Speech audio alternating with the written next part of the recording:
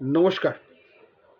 বেশ কয়েকজন জিজ্ঞেস করছেন যে ইনজাংশন পাওয়ার পর ইনজাংশনটাকে ইমপ্লিমেন্ট করার জন্য সেকশন 151 পুলিশ হেল্পের দরখাস্ত করা হয়েছে। পুলিশ হেল্পের দরখাস্ত অ্যালাউ হয়েছে, তারপরেও পুলিশ কোনো অ্যাকশান নিচ্ছে না যারা ইনজাংশন অর্ডারটাকে রেগুলার ভায়োলেট করে যাচ্ছে। তাহলে তার এগেনস্টে কী স্টেপ নেওয়া যেতে পারে?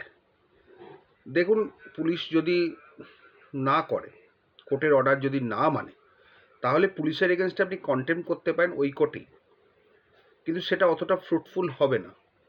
আপনাকে যেটা করতে হবে, হাইকোর্টে রিট অ্যাপ্লিকেশান করুন পুলিশ ইনঅ্যাকশানের জন্য।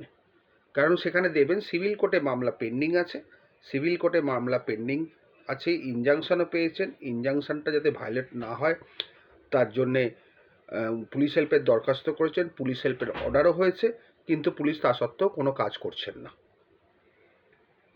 এইটা যদি হাইকোর্টে বলতে পারেন, হাইকোর্টে সব কিছু ডকুমেন্টস দেখাতে পারেন, অনেক সময় হাইকোর্ট সেখান থেকে পুলিশ ইনঅ্যাকশান মামলা করলে পুলিশের ওপর ডিরেকশান দেয়, তখন পুলিশ কাজ করতে বাধ্য হয়। কারণ হাইকোর্টকে সবাই ভয় পায়, বিশেষ করে পুলিশ প্রশাসন।